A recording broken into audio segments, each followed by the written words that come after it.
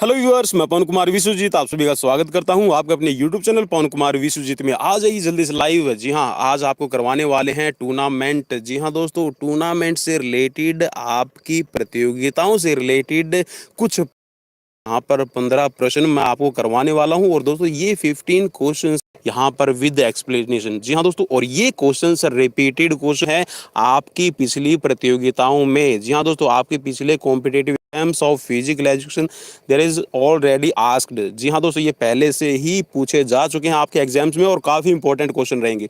चलिए शुरुआत में है आज की सीरीज की। और एक बार चैनल को सब्सक्राइब जरूर कर लीजिए, एक बार ही सब्सक्राइब करना, बार बार आपको हम नहीं बोलेंगे सब्सक्राइब करने के लिए। और बेल आइकन को भी प्रेस कर लीजिए और एक बार शेयर जरूर कर दीजिएगा if you are agree with us. चलिए शुरू करते हैं। तो पहला क्वेश्चन आपकी स्क्रीन पर दिखाई दे रहा है और आपको आंसर भी नीचे दिखाई दे जाएगा। इसकी हम जो पूरी एक्सप्लेनेशन है वो भी देखेंगे और जहां पर जरूरत पड़ी मैं वहां पर भी एक्सप्लेनेशन देता चलूंगा अपनी तरफ से भी। तो चलिए पहला क्वेश्चन, लीग प्रतियोगिता में मैचों की संख्या पता करने हेतु क्या सूत्र है। यहाँ पर चार ऑप्शंस दिए गए हैं और इन चार ऑप्शंस में हमें यह पता चल गया है कि जो आपके लीग मैचेस हैं, अगर उसमें हमें मैचों की संख्या निकालनी हो लीग प्रतियोगिता में, तो उसका सूत्र रहता है आपका डी।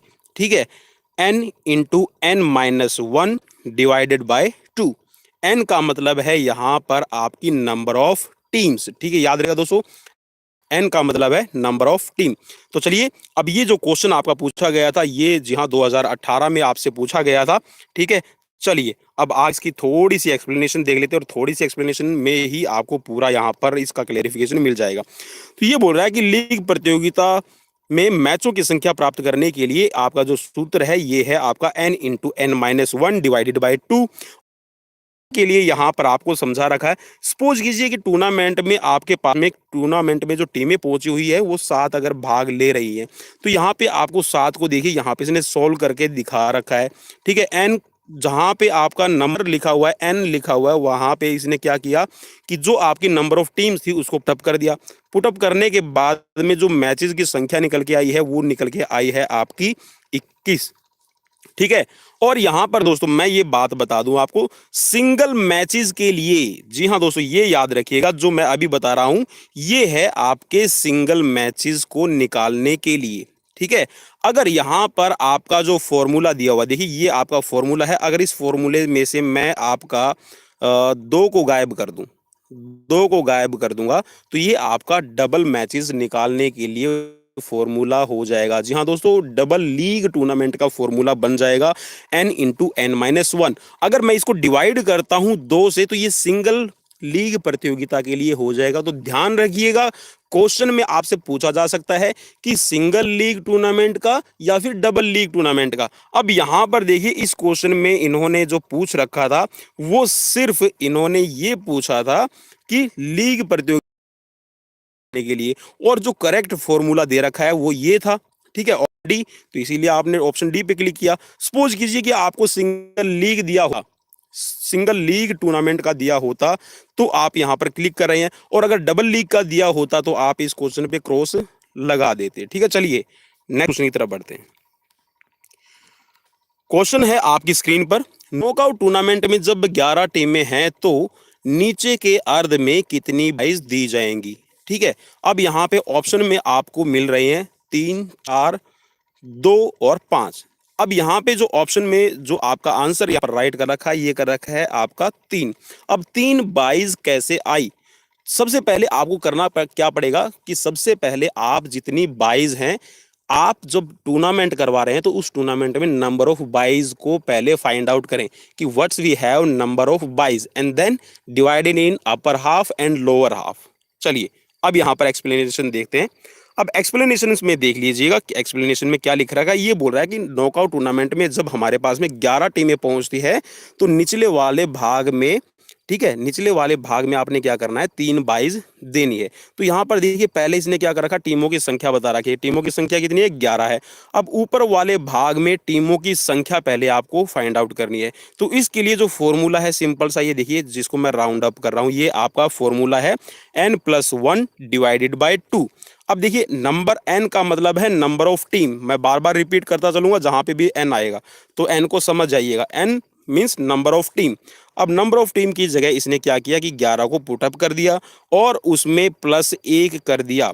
याद रखिएगा दोस्तों, जब भी आप नॉकआउट टूर्नामेंट करवा रहे हैं या फिर नॉकआउट टूर्नामेंट का फिक्सर तैयार कर रहे हैं, तो ऊपर वाले भाग में, जी हाँ दोस्तों, अपर हाफ और लोअर हाफ में जब आप टीम्स को डिवाइड कर रहे हैं, तो आपको ये याद रखना है कि जो अपर हाफ होगा उसमें एक टीम आपकी ज्यादा रखी जाएगी निचले वाले हाफ से। तो यहाँ पर इसीलिए फॉर्मूले में आपका n+1 दिया हुआ है। तो जैसे ही आपने n+1 किया तो 12 हो गया, और 12 को जब आपने 2 से काट दिया तो आपके पास में total you have reminder, you can say it's a 6। ठीक है, तो sorry, not a reminder, it's a dividing. यहाँ पे आपके पास में टोटल जो आंसर निकल के आ गया वो 6 आ गया। तो मीन्स ऊपर वाले हाफ में आपने कितना किया, 6 टीमें रख दी। अब नीचे वाले हाफ में जो टीमों की संख्या पता करने के लिए फॉर्मूला क्या है, इसका अपोजिट हो जाएगा n-1 डिवाइडेड बाई 2।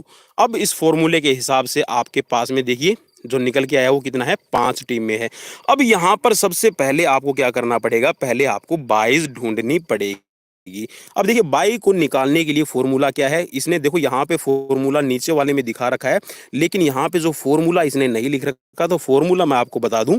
ठीक है, इसको आप ऐसे लिखिएगा, नेक्स्ट पावर ऑफ 2। ठीक है, नेक्स्ट पावर ऑफ 2, आप इसको ऐसे ही लिख लीजिए।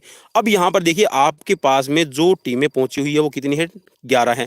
अब 11 को आपने नेक्स्ट पावर ऑफ 2 मींस 11 से जो बड़ी नेक्स्ट पावर है, आपने उसमें से क्या करना है, घटा देना है, माइनस करना है भाई n को। अब जब n को आप माइनस करेंगे तो आपके पास में देखिए यहाँ पे आप 11 से बड़ा आप एक बार काउंट करके देख लीजिएगा, 2, 4, 8, 16, 32। अब यहां तक हमें जाने की जरूरत है। अब 32 से वापस एक बार वापस आ जाइए। अब देखिए 11 से बड़ा आपके पास में जो पावर ऑफ 2 है, वो आई है, वो क्या है, वो है आपके पास में 16। तो आप क्या करेंगे, 16 में से 11 को माइनस कर देंगे, तो आपके पास में जो टीम आएगी, सॉरी जो 22 निकल के आएंगी, वो आएंगी 5।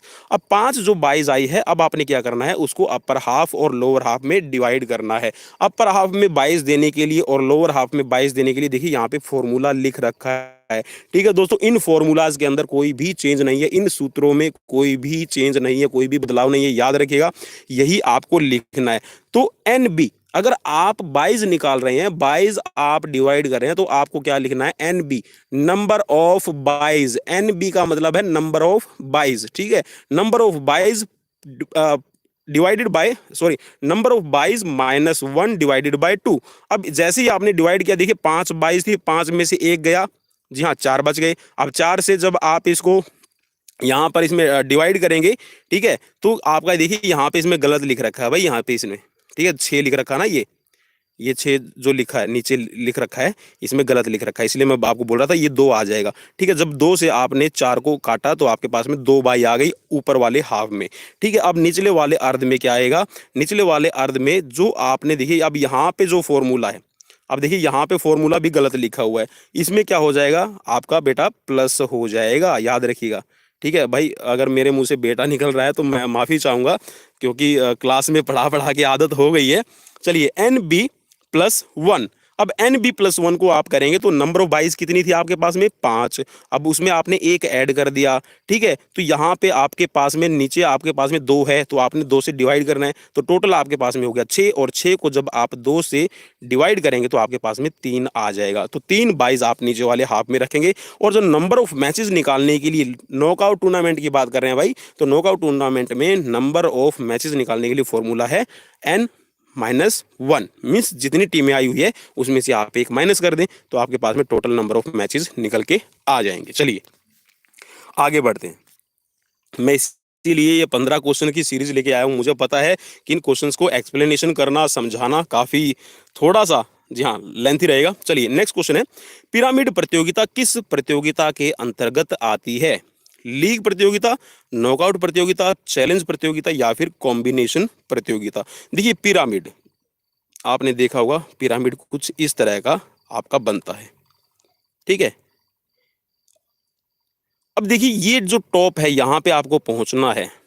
ठीक है, तो पिरामिड प्रतियोगिता में आपको क्या करना पड़ेगा, बेस से उठना पड़ेगा। बेस पे आपको ज़्यादा कंपटीशन मिलता चलेगा। जैसे जैसे बेस आपका ऊपर उठता चला जाएगा, आपके पास में कंपटीशन कम होता चला जाएगा। तो अब ये जो है ये कहाँ आती है, मीन्स यहाँ पे आप किसी को चैलेंज करते हैं तो चैलेंज प्रतियोगिता के अंतर्गत ये आपका पिरामिड प्रतियोगिता आती है। चलिए अब थोड़ी सी इसकी एक्सप्लेनेशन देख लेते हैं। एक्सप्लेनेशन में सिंपल लिख रखा है इन्होंने कि चैलेंज टूर्नामेंट सिंगल या एकल खेलों में आयोजित किया जाता है। यह खेल जैसे बैडमिंटन, कुश्ती, tennis, judo, taekwondo, boxing, table tennis आदि, यह टूर्नामेंट बिना किसी निर्धारित समय अवधि के लंबे समय तक आयोजित किए जाते हैं। चैलेंज टूर्नामेंट के अंतर्गत पिरामिड टूर्नामेंट आता है। अब देखिए यहाँ पे थोड़ा सा मैं इसमें सहमत नहीं होऊंगा। देखिए यहाँ पर जो आपके बॉक्सिंग है, बॉक्सिंग में भी आपके ग्रुप बनाए जाते हैं। अगर आप किसी से हार जाते हैं तो आप देखिए यहाँ पे भी अब नॉकआउट टूर्नामेंट है वो होने लगी है। ठीक है, आपका टेबल टेनिस है। टेबल टेनिस में ये हो सकता है कि आपकी रैली है, आपका जो पॉइंट्स है वो आपको कितनी देर में मिलता है, इस पे डिपेंड करता है। लेकिन यहाँ पे ये जो बोल रखा है ना कि चैलेंज टूर्नामेंट इन खेलों के अंतर्गत आती है, तो नहीं आएगी भाई। ठीक है, हाँ ये हो सकता है। अब मैं इसका यहाँ पे आपको चैलेंज टूर्नामेंट का एग्जाम्पल अब मैं दे रहा हूँ गांव के स्तर पे।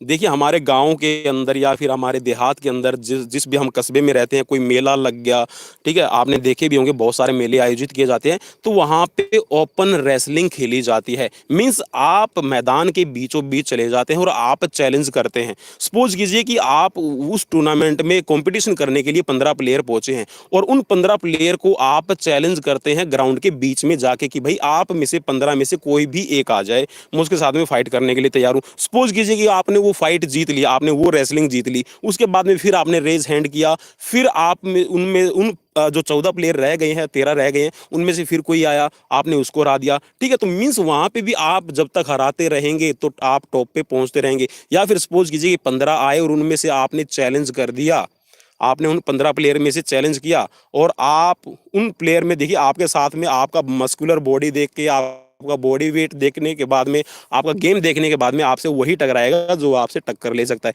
इट मीन्स कि आपने उन 15 को हराया और आपने चैलेंज किया था और उस चैलेंज को आपने विन कर लिया। तो ये होती है आपकी challenge tournament. I hope so कि आपने अच्छी तरह से इसको नोट डाउन कर लिया होगा और समझ भी लिया होगा। चलिए अब नेक्स्ट क्वेश्चन की तरफ बढ़ते हैं। एक सिंगल लीग प्रतियोगिता में 17 टीमें भाग ले रही हैं। जी हाँ दोस्तों, अब यहाँ पे आप देखिए इन्होंने सही बता रखा कि एक सिंगल लीग आप टूर्नामेंट कर रहे हैं, उसमें कितनी टीमें भाग ले रही हैं, 17 भाग ले रही हैं। तो साइक्लिक विधि में चक्रों की संख्या क्या होगी? चक्कर कोई भी नहीं होगा। ठीक है, अब क्यों नहीं वो हम यहाँ पे अब देख लेते हैं।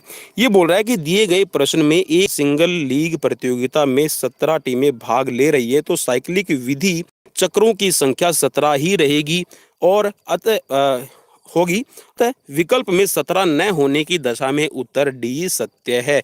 मीन्स यहाँ पे देखिए दोस्तों, अगर आप ध्यान में रखिए, अगर आपके पास में टूर्नामेंट में जितनी टीमें पहुंची हुई है, ठीक है, सिंगल लीग की बात कर रहे हैं, और साइक्लिक मेथड से आपको टूर्नामेंट करवानी पड़े, तो जो सम संख्या, ठीक है, सम संख्या में अगर आया हुआ है, सम संख्या में अगर आपके पास में टीमें पहुंची हुई है, तो उसमें से आप एक माइनस करेंगे और आपके पास में टूर्नामेंट के जो साइक्लिक मेथड होगा उसका निकल आएगा। ठीक है, 18 में से अगर आपने एक माइनस किया तो कितना हो गया आपके पास में? जी हाँ, 17 राउंड हो जाएंगे। अब यहाँ पे देखिए ऑलरेडी 17 है। ठीक है, अब यहाँ पे अगर आप इसको राउंड करवाएंगे ना तो आपके 17 ही राउंड बनेंगे, क्योंकि आपको पता होगा कि साइक्लिक मेथड के अंदर जब आप साइकिल में रोटेशन करते हैं तो आप एक नंबर पे, ठीक है, आपको एक जगह बाई फिक्स करनी होती है और बाई फिक्स करने के बाद में आप उसको रोटेशन देते हैं, क्या? क्लॉकवाइज। ठीक है, तो यहाँ पे देखिए अब 17 लिखा नहीं हुआ है ऑप्शन में, तो आप यहाँ पर इसमें उपयुक्त में से कोई नहीं पे क्लिक मार्क कर देंगे। चलिए नेक्स्ट क्वेश्चन की तरफ बढ़ते हैं। नेक्स्ट क्वेश्चन में है, यदि किसी सिंगल लीग प्रतियोगिता में 8 टीमें भाग ले रही हैं, कितनी बोल रहा है ये? ध्यान में रखिएगा, 8 टीमें भाग ले रही हैं किसमें? सिंगल लीग प्रतियोगिता में। तो कितने मैच खेले जाएंगे? अब देखिए यहाँ पे अब मजा आएगा। अब यहाँ पर अगर हम क्वेश्चन को सोल्व करते हैं तो सिंगल लीग करवाना है। अब सिंगल लीग के फॉर्मूला क्या था? n into n minus 1 divided by 2, ये फॉर्मूला था। तो अब इस फॉर्मूले में आप यहाँ पर टीमों को रखिए और टीमों को रखने के बाद में यहाँ पर अगर आप उसको डिवाइड करते हैं तो कितना आएगा आपके पास में? जी हाँ, तो यहाँ पर आपके पास में आ गया है 28। ठीक है, चलिए अब इसकी एक्सप्लेनेशन देख लेते हैं। अब एक्सप्लेनेशन में कुछ नहीं कर रखा, इन्होंने फॉर्मूला लिखा। ठीक है, और फॉर्मूले में यहाँ पे टीम को अप्लाई कर दिया है। देखिए 8 रख दिया है, 8 टीमें हैं और 8 में से एक माइनस गया अंदर वाला, तो आपको 7 मिल गया। तो 7 को आप 8 से गुना करेंगे तो आपके पास में हो गया टोटल 56, और 56 को आपने 2 से डिवाइड कर दिया तो आपके पास में नंबर ऑफ यहाँ पर मैचेस आ गए।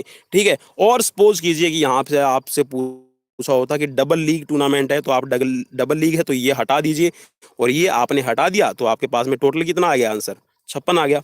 ठीक है, अगर डबल लीग की बात करेंगे तो। चलिए नेक्स्ट क्वेश्चन की तरफ बढ़ते हैं। मूलर एंडरसन प्लेबैक मेंट के किस प्रकार के टूर्नामेंट का उदाहरण है? Müller Anderson playback method. 4 options थे, नॉकआउट, लीग, कॉम्बिनेशन और चैलेंज। तो यहाँ पे देखिए ये आपका नॉकआउट का आधार रहेगा। चलिए अब यहाँ पर देख लेते हैं क्या लिखा हुआ है। Müller Anderson playback method knockout से संबंधित है, जिसे डेविड मूलर के द्वारा 1956 में किया था। ऑप्शन यहाँ पर ए राइट रहेगा। चलिए नेक्स्ट क्वेश्चन की तरफ बढ़ते हैं। अंत प्राचीर कार्यक्रम खालिस्तान के लिए उत्कृष्ट आधार हैं, किसके लिए है? छात्र मनोरंजन, मूल उपदेशनात्मक कार्य, प्रतिभा पहचान और आपका कौशल विकास। तो यहाँ पे ऑप्शन में दे रखा है आपका राइट है प्रतिभा। ठीक है, अब देख लेते हैं इसके एक्सप्लेनेशन। यूजीसी नेट के अंदर ये पूछा गया था भाई 2018 में। अंत प्राचीर कार्यक्रम मीन्स आपके इंट्रामुरल। अब प्राचीर का मतलब होता है कोई भी दीवार, कोई भी वॉल। ठीक है, अंत का मतलब है अंदर।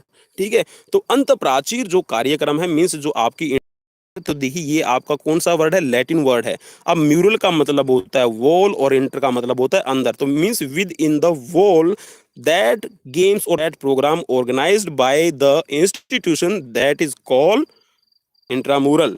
ठीक है, उसमें कोई बाहर का भाग नहीं लेता। तो इंट्रामुरल या अंतर विद्यालयी खेलकूद प्रतियोगिता का आयोजन विद्यालय के अंदर प्रतियोगिता का आयोजन करके प्रतिभा पहचान तथा विद्यार्थियों में आपसी सहयोग सामंजस्य के लिए उत्कृष्ट आधार है।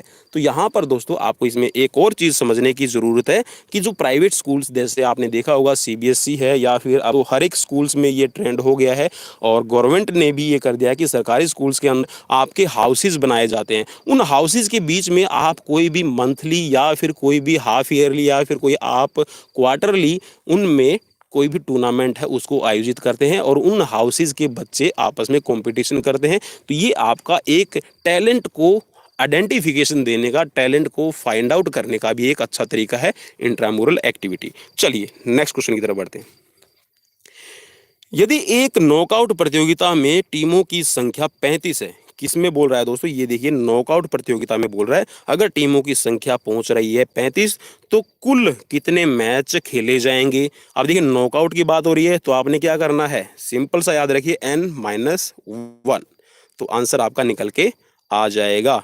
ठीक है, तो अब आंसर निकालने के लिए आपके पास में बिल्कुल यहाँ पर दिया हुआ है 34, n-1 35 में से आपने एक यहाँ पर डिटेक्ट कर दिया, तो आपको 35 में से जब एक डिटेक्ट करेंगे तो आपके पास में 34 निकल के आ जाएगा। ठीक है, बिल्कुल यहाँ पर इसके एक्सप्लेनेशन भी अगर आप देखना चाहें तो देख लीजिए, यही इसमें बताया हुआ है कि आपने n-1 का प्रयोग करना है। n का तात्पर्य है जितनी टूर्नामेंट्स में भाग ले रही टीम है उनकी संख्या से। ठीक है, फिर यहाँ पे इसने निकाल के भी दिखा दिया। चलिए नेक्स्ट क्वेश्चन की तरफ बढ़ते हैं।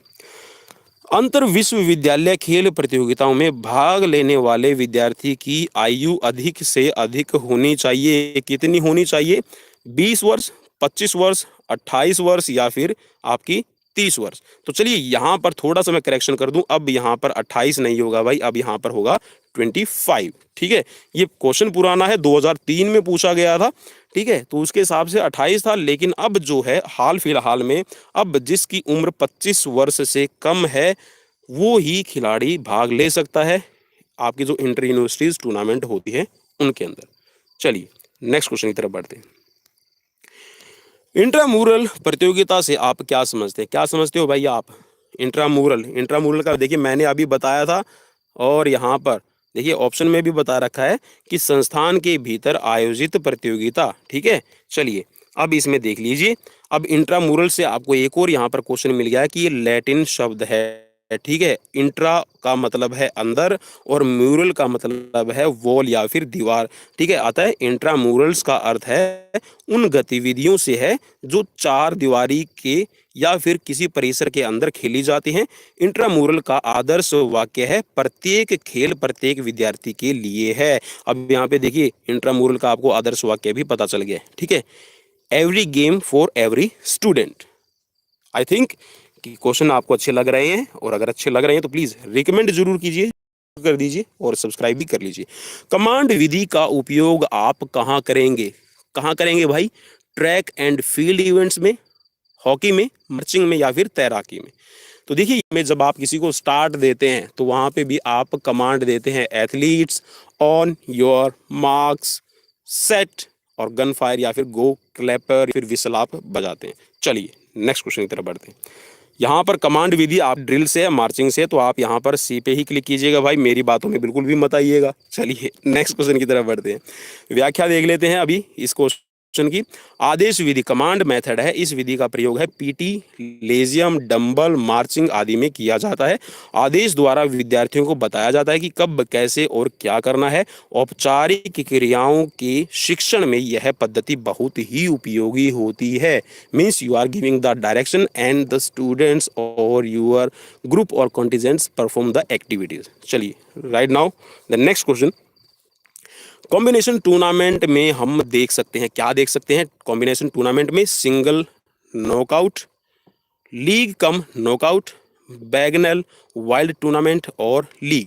तो यहाँ पे देखिए कॉम्बिनेशन का मतलब है कि जिसमें आपका लीग और नॉकआउट मेथड, दोनों ही मेथड का मिक्सअप हो। तो यहाँ पे लीग कम नॉकआउट यहाँ पे आपका सही रहेगा। चलिए अब यहाँ पर इसको देख लेते हैं कि आपके कॉम्बिनेशन टूर्नामेंट है वो भी 4 प्रकार के होते हैं। तो चलिए यहाँ पे एक्सप्लेनेशन दे रखी है। कॉम्बिनेशन टूर्नामेंट उस समय आयोजित किए जाते हैं जब मैच ग्रुप अथवा जोन के आधार पर खेले जाने हो या टीमों की संख्या अधिक हो। यह टूर्नामेंट 4 तरह से आयोजित किए जाते हैं: knockout cum knockout, league cum league, knockout cum league या फिर लीग कम नॉकआउट। याद रखिएगा दोस्तों। चलिए नेक्स्ट क्वेश्चन की तरफ बढ़ते हैं। प्रतियोगिता में तैराकी के कितने प्रकार होते हैं? जी हाँ, आपकी जो टूर्नामेंट्स खेली जाती है उसमें जो आपके तैराकी के प्रकार पूछे गए हैं वो कितने प्रकार के होते हैं। देखिए यहाँ पर अगर हम तैराकी की स्किल्स की बात करें तो आपकी 4 हो जाएंगी: free style, back stroke, breast stroke और आपकी बटरफ्लाई। लेकिन यहाँ पे आपका देखिए ऑप्शन में 6 लिखा हुआ है। एक मैंने आज से ये मान के चलिए कि 5 से 6 महीने पहले भी एक वीडियो डाली थी, मैंने उसमें 6 तरीके बताए थे। वो स्किल्स की बात नहीं हो रही थी दोस्तों, वो बात हो रही थी आपके जो टाइप हैं, ठीक है। तो यहाँ पे देखिए आपकी जो स्किल्स में भी आपका यहाँ पे लिखा हुआ है फ्री स्टाइल है, बैक स्ट्रोक है, ब्रेस्ट स्ट्रोक है और आपका बटरफ्लाई है। ये स्किल्स हैं, ठीक है। यहाँ पे है आपका व्यक्तिगत मेडले और यहाँ पर मिडले रिले, ठीक है। मीन्स आप रिले, यहाँ पे आपकी जो स्विमिंग के अंदर भी रिले जो आपका कंपटीशन है वो खेला जाता है, रिले स्विमिंग की जाती है। तो यहाँ पर अगर आप स्किल्स की बात करेंगे तो जो तैराकी है वो आपकी 4 तरीके से की जाती है: free, back stroke, breast stroke और बटरफ्लाई। चलिए नेक्स्ट क्वेश्चन की तरफ बढ़ते हैं। आई होप कि आपको क्वेश्चन अच्छे लग रहे हैं। भाई अच्छे नहीं लग रहे तो प्लीज डिसलाइक कीजिएगा और मुझे जरूर बताइएगा कि कमी क्या रह गई। देखिए आप मुझे कमी बताएंगे तभी मैं कुछ उसमें नया कर सकता हूँ। जी हाँ, कहा भी है निंदक नेड़े राखिए आंगन कुटी छवाए। चलिए नेक्स्ट क्वेश्चन की तरफ बढ़ते हैं। एक नॉकआउट टूर्नामेंट में भाग लेने वाले दलों की कुल संख्या यदि 14 हो तो फाइनल मैच को मिलाकर खेले जाने वाले कुल मैचों की संख्या कितनी होगी? देखिए यहाँ पर ये बोल रहा है कि भाई एक टूर्नामेंट है और टीम कितनी आई है? 14। मीन्स आपकी सम संख्या में टीमें पहुंची हुई है, ठीक है। तो यहाँ पे अब ये देखिए क्वेश्चन को थोड़ा सा पजल करने के लिए आपको दिया हुआ है, सम संख्या भी दे दी। भाई कैसे होगा? 7, ठीक है। ऊपर वाले में रखूं या फिर नीचे वाले में? तो आपके फॉर्मूले जितने भी, देखिए जब भी आपकी टूर्नामेंट है, नॉकआउट टूर्नामेंट में अगर टीमें सम संख्या में पहुंची हुई है तो आपका अपर हाफ, लोअर हाफ, ठीक है, बाई को डिवाइड करने वाले फॉर्मूले सब आपके, जी हाँ, साइड में रख दीजिए। और आपको एक ध्यान में रखना, जितनी टीमें टूर्नामेंट में पहुंची हुई है उसको आप 2 से डिवाइड कर दीजिए, ठीक है। जैसे आप देखिए यहाँ पे 14 टीमें हैं, तो 7 ऊपर वाले में रहेगी, 7 नीचे वाले में रहेगी। अब जो 22 हैं वो आपको 2 बाई रह गई। अब 2 बाई है मीन्स आपको नेक्स्ट पावर ऑफ 2 देखनी थी 16। अब 16 को जब आप नेक्स्ट पावर ऑफ 2 देखने के लिए जाएंगे तो कितना है आपके पास में, बिल्कुल सही आप पहचान रहे हैं दोस्तों। तो आपके पास में सिर्फ 2 बाई हैं, तो 2 बाई हैं, एक नीचे वाले में दे दीजिए, एक ऊपर वाले में दे दीजिए, दैट्स इट, काम फिनिश। चलिए तो यहाँ पे आप देखिए मैच निकालने हैं, तो सिर्फ मैच निकालने के लिए फॉर्मूला क्या था, जी हाँ, बार बार यहाँ पे रिपीट होगा। तो यहाँ पे आपके पास में 13 मैचेस हो जाएंगे। फाइनल मैच को मिला के पजल करने के लिए दिया हुआ भाई, सिर्फ क्वेश्चन को देखिएगा। चलिए अब यहाँ पे इसने इसको बता भी दिया है, ठीक है। चलिए अब नेक्स्ट क्वेश्चन की तरफ बढ़ते हैं, और ये आज का रात्रि का लास्ट क्वेश्चन। सभी अंतर्राष्ट्रीय प्रतियोगिताएं इसके नियमों के अधीन होनी चाहिए, किसके नियमों के अधीन होनी चाहिए, IAAF, IOA या फिर AAFI या फिर इनमें से कोई नहीं। यहाँ पर देखिए अंतर्राष्ट्रीय प्रतियोगिताओं के बारे में नियमों के अधीन की बात कर रहा है, तो ये बोल रहा है कि यहाँ पर ऑप्शन बी यहाँ पर राइट हो जाएगा, IOA। भारतीय ओलंपिक संघ यह भारत नीति है, ठीक है। संघ का कार्य है ओलंपिक एवं एशियाई खेलों और अन्य अंतर्राष्ट्रीय बहु खेल प्रतियोगिता में भारत का प्रतिनिधित्व करने वाले एथलीटों का चयन करना एवं भारतीय दल का प्रबंधन करना। तो यहाँ पे अंतर्राष्ट्रीय प्रतियोगिता के इस नियमों के अधीन, ठीक है, मींस यहाँ पर जो भी आपकी टीम भेजी जाएगी, अगर यहाँ पर IOC लिखा होता तो और भी बेटर हो जाता। अब यहाँ पे लिखा हुआ IOA, तो इसकी एक्सप्लेनेशन में ये होगा कि भाई जितने भी भारतीय दल होंगे, आपका चाहे हॉकी है या फिर आप कबड्डी खेल रहे हैं या फिर आप की जो टीम है, जो आपका एशियन गेम्स है, कॉमनवेल्थ गेम्स है, ओलंपिक है, ठीक है, जो बड़े गेम्स हैं उनमें जो आपकी टीमें जाती हैं, तो वहां पर रिकमेंडेशन टीम जो भेजी जाएगी वो आपकी IOA की सहमति से भेजी जाएंगी।